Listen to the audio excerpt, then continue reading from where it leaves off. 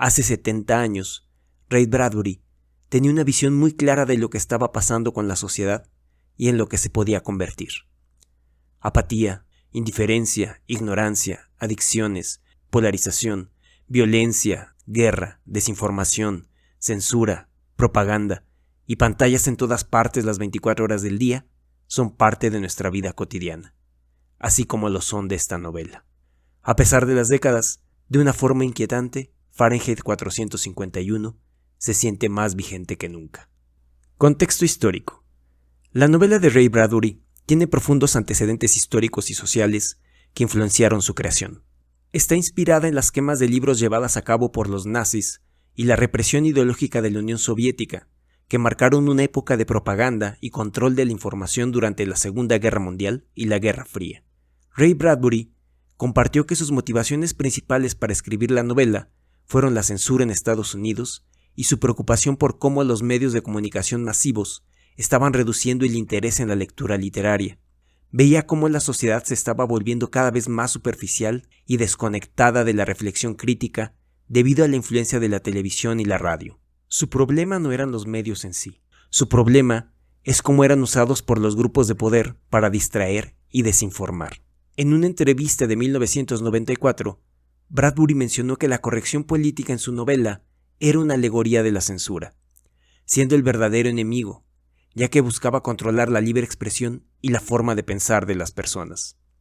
Además, Bradbury estaba consciente de los momentos oscuros en la historia de Estados Unidos, como la conformación del Comité de Actividades Antiestadounidenses en 1938, que vigilaba y vetaba a varios creativos de Hollywood bajo el pretexto de combatir el comunismo. Estos eventos influyeron en su percepción de cómo la censura y la vigilancia gubernamental podrían limitar la libertad de expresión. Antecedentes. Algunos consideran Fahrenheit 451 un fix-up, que consiste en una combinación de escritos cortos. El tema del libro ya había sido explorado por Bradbury en uno de sus cuentos anteriores entre 1947 y 1948, llamado Bright Phoenix, donde un bibliotecario confrontaba a un censor que quemaba libros. Al principio de la novela, Clarice cuenta cómo su tío había sido detenido una vez que salió a dar un paseo por la noche. Esta anécdota hace referencia a un cuento anterior de Bradbury llamado The Pedestrian, donde cuenta la historia de un hombre que es detenido al salir a dar un paseo por la noche, ya que se supone que el único entretenimiento aceptado es ver televisión. Este relato está basado en un hecho real que le sucedió al mismo Bradbury, en una ocasión en que fue detenido por la policía mientras daba un paseo por la calle. Cuando la policía lo detuvo y le preguntó qué hacía, él contestó, poniendo un pie delante del otro. En un inicio, sería solo un relato que iba a combinar los mundos de sus dos cuentos y se llamó El Bombero. La escribió en 9 días en el sótano de la Universidad de California, con una máquina de escribir rentada, y fue publicada en 1951 en la revista Galaxy Science Fiction.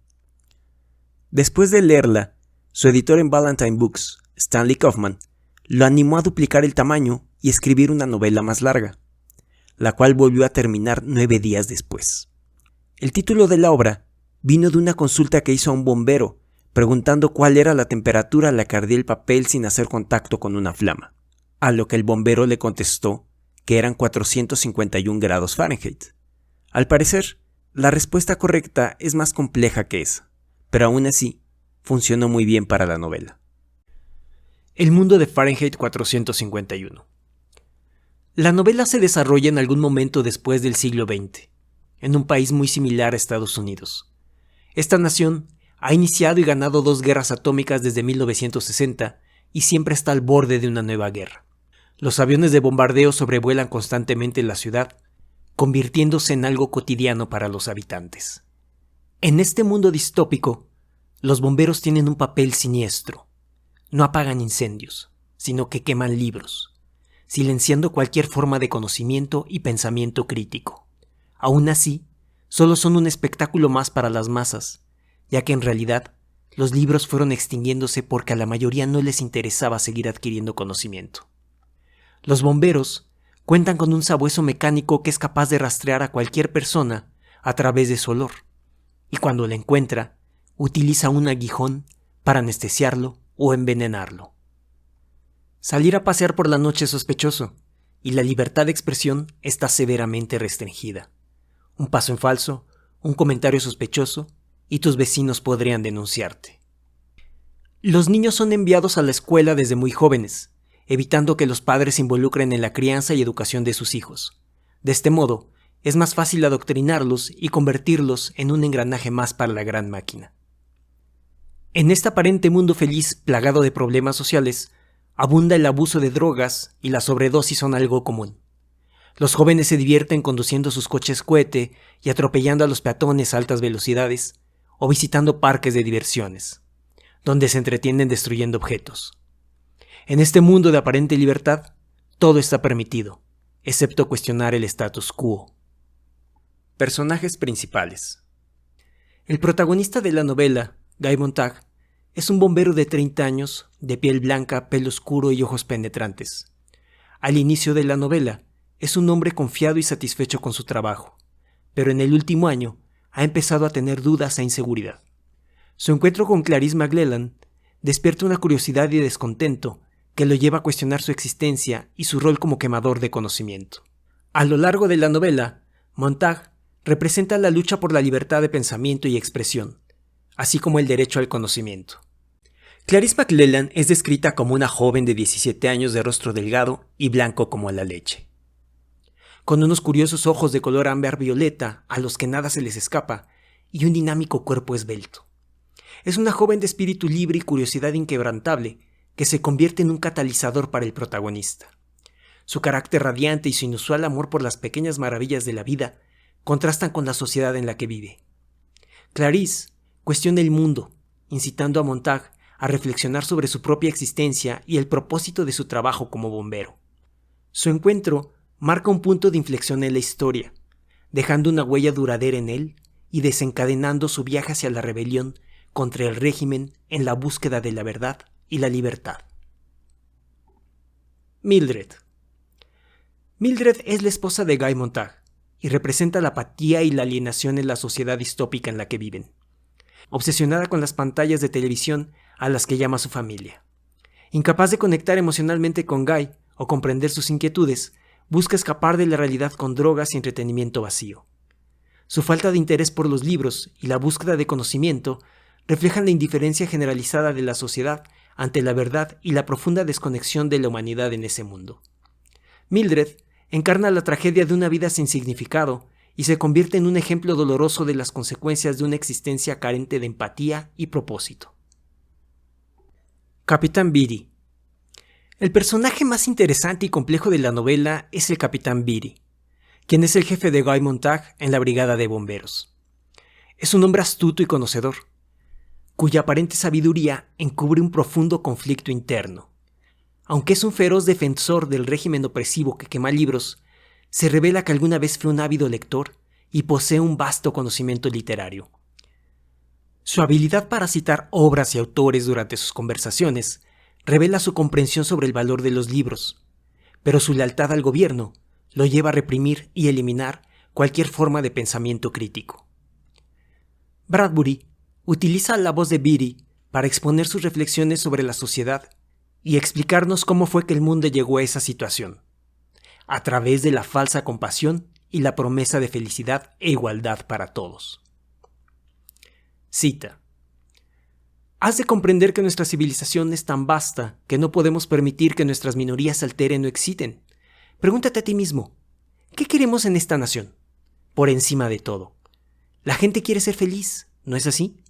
¿No la has estado oyendo toda tu vida? Quiero ser feliz, dice la gente. Bueno, ¿no lo son? ¿No les mantenemos en acción? ¿No les proporcionamos diversión?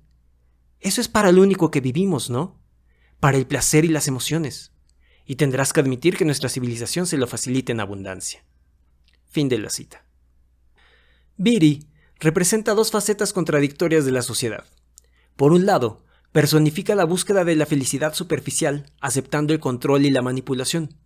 Por otro lado, siente la necesidad de enfrentar la realidad, aceptar sus responsabilidades y ejercer su libertad. Montag refleja la batalla interna de Beatty, ya que él mismo se debate entre seguir el sistema establecido o rebelarse contra él. Faber. Faber es un anciano profesor retirado que se convierte en el mentor y aliado secreto de Guy Montag. Es un hombre inteligente y reflexivo, lleno de sabiduría y conocimiento, que lamenta el estado de su sociedad y siente la culpa de no haber actuado cuando tuvo alguna oportunidad. Aunque temeroso de enfrentar directamente al régimen, Faber comprende la importancia de preservar el conocimiento y ayuda a Montag a encontrar su camino hacia la redención. Su valioso audífono transmisor se convierte en un símbolo de conexión y resistencia. Granger. Granger es un hombre carismático y líder de un grupo de vagabundos que viven fuera de la opresiva sociedad. Es sabio, compasivo y tiene una visión clara del mundo en el que vive. Granger representa la esperanza y la resistencia en medio de la oscuridad, y su objetivo es preservar la sabiduría contenida en los libros para un futuro renacimiento de la humanidad. Es un intelectual y ayuda a memorizar obras literarias para protegerlas del olvido y la destrucción sin generar sospechas.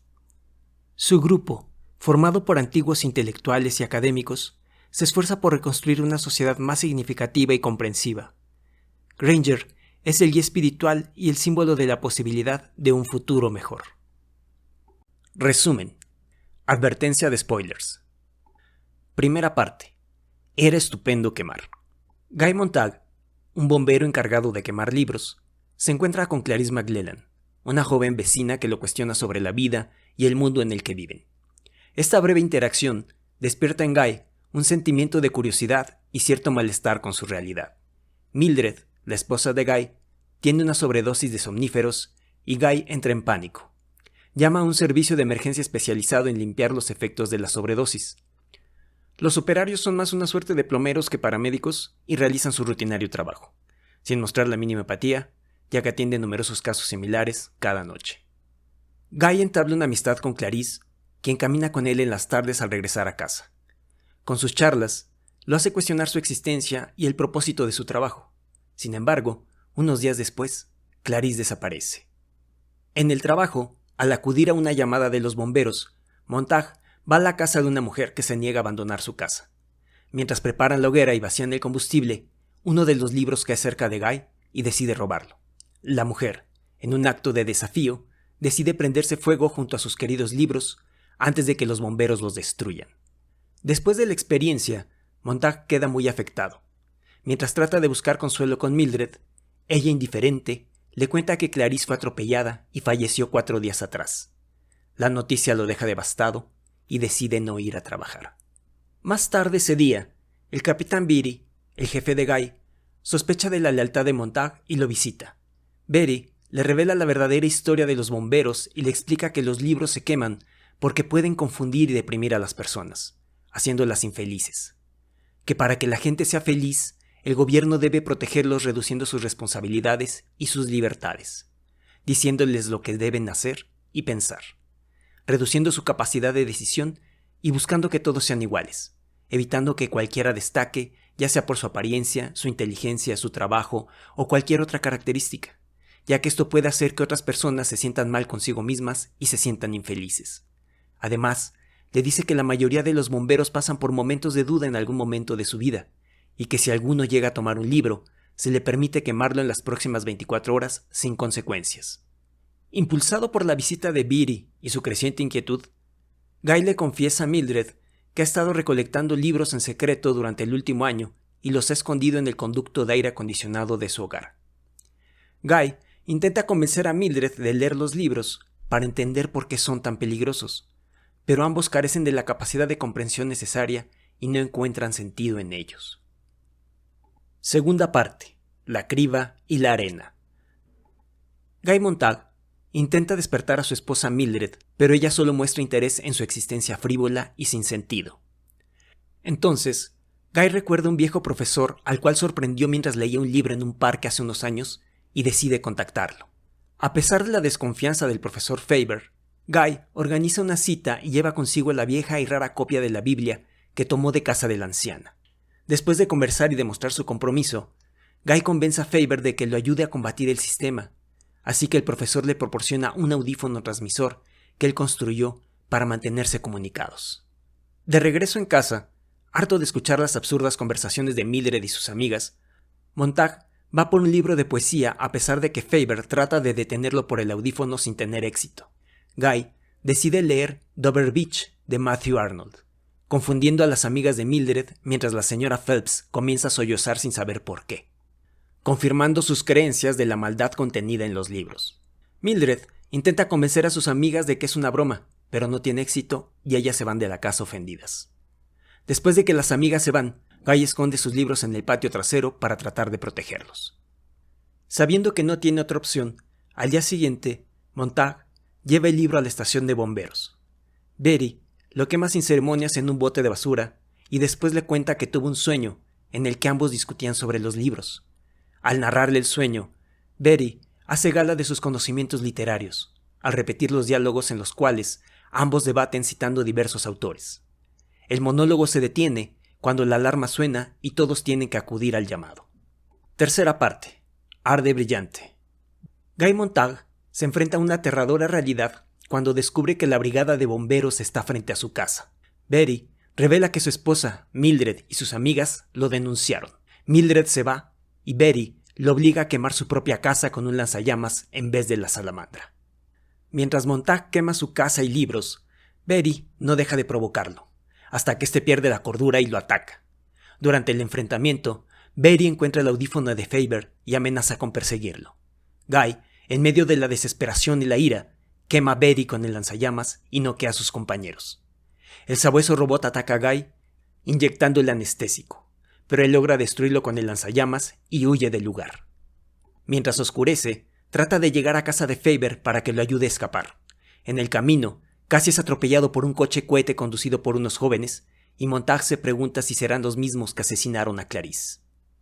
Al llegar con Faber, este le aconseja que huya hacia el campo y busque a unos amantes de libros que viven como vagabundos. Él tiene planes de huir en un autobús hacia San Luis para reunirse más adelante. Montag limpia su rastro y huye hacia el campo. La cacería de Montag se convierte en un circo mediático y traen un nuevo sabueso para perseguirlo. Después de escapar por el río, Guy se encuentra con unos vagabundos liderados por un hombre llamado Granger. Se reúnen enfrente de un televisor para ver la búsqueda de Montag. Granger le explica que la persecución terminará con un chivo expiatorio, ya que han perdido el rastro y no pueden mantener la atención del público por mucho tiempo. Los vagabundos resultan ser antiguos intelectuales y académicos que han optado por memorizar los libros para estar a salvo. Esperan el momento adecuado para transcribir sus memorias y reconstruir la sociedad. Montag admite que ha intentado memorizar el libro de Eclesiastés sin éxito alguno. Granger le dice que no se preocupe y le revela que tienen un método para ayudar a recordar cualquier cosa que hayas leído. Cada uno de ellos se identifica con un libro, así que aunque ya cuentan con un Eclesiastés, Montag se convierte en su respaldo. Poco tiempo después, presencian a lo lejos cómo unos bombarderos sobrevuelan la ciudad y la destruyen con bombas atómicas. A pesar de la distancia, la onda de choque los alcanza, pero logran sobrevivir. Finalmente, en unos cuantos minutos, la guerra ha comenzado y terminado. Montag espera que Faber haya logrado salir de la ciudad, pero está seguro de que Mildred ha muerto. Los rebeldes deciden que es el momento de regresar a la ciudad para ayudar a los heridos y, como el Fénix, comenzar a reconstruir a la sociedad desde sus cenizas. Recepción. La novela se publicó en Estados Unidos el 19 de octubre de 1953, recibiendo una crítica polarizada. Fue censurada en algunos países como Sudáfrica y en algunas escuelas de Estados Unidos, pero en general fue bien recibida y al paso del tiempo obtuvo varios premios como el Premio de Literatura de la Academia Estadounidense de las Artes y las Letras en 1954, el Premio Literario Prometeo de Ciencia Ficción en 1984, el Premio Hugo de manera retroactiva en 2004. Después de que la novela alcanzara la fama, salió una edición especial de 200 ejemplares encuadernados en asbesto y en 1954 la novela fue serializada en la revista Playboy durante los meses de marzo, abril y mayo. En 1967, la editorial comenzó a publicar una versión de la novela censurada, modificando 75 pasajes. En 1973, solo publicaba la versión censurada. En 1979, al enterarse Bradbury, exigió la publicación de la versión original, la cual volvió a publicarse en 1980. En el epílogo de las siguientes ediciones, mencionó que no toleraría la práctica de la mutilación de los manuscritos. En 1966, François Truffaut hizo una adaptación de la novela del mismo nombre, con Oscar Wegner como Montag y Julie Christie como Clarice y Linda, que fue el nombre que le dieron al personaje de Mildred. La adaptación guarda varias similitudes con la novela, conservando el mensaje principal e incluye varios diálogos de la misma. Sin embargo, en esta versión se omite el personaje de Faber y su peso argumental es trasladado a Clarice. El final de la película es más complaciente que la novela. Bradbury se mostró complacido con esta versión. Sin embargo, consideró un error haber utilizado a Julie Christie para hacer ambos papeles. En 1979, el mismo Bradbury montó una puesta en escena y ayudó a desarrollar un videojuego interactivo del mismo nombre en 1984. En 2018, HBO hizo una nueva adaptación dirigida por Ramin Barani y protagonizada por el actor Michael B. Jordan y Michael Shannon. Esta versión guarda muy pocas similitudes con la novela. No aparece el personaje de Mildred y Clarice es una joven rebelde que trafica información, lo que elimina dos personajes arquetípicos vitales para la historia. La película se centra en los efectos especiales, las escenas de acción, así como los nuevos valores de Hollywood, y termina convirtiéndose en un excelente ejemplo de lo que Bradbury pensaba que estaba mal con los medios masivos de comunicación. Análisis. Fahrenheit 451 es una obra literaria que ha demostrado ser asombrosamente precisa en sus predicciones sociales y culturales a lo largo de los años. La opresión se manifiesta a través de la censura y la quema de libros, lo que mantiene a la población alienada y manipulable. A medida que el conocimiento es suprimido, la gente carece de la capacidad de pensar analíticamente y cuestionar la autoridad, lo que beneficia al status quo al evitar la disidencia y el progreso social. La obra de Bradbury se puede utilizar como una poderosa analogía con las redes sociales y la desinformación en la era moderna.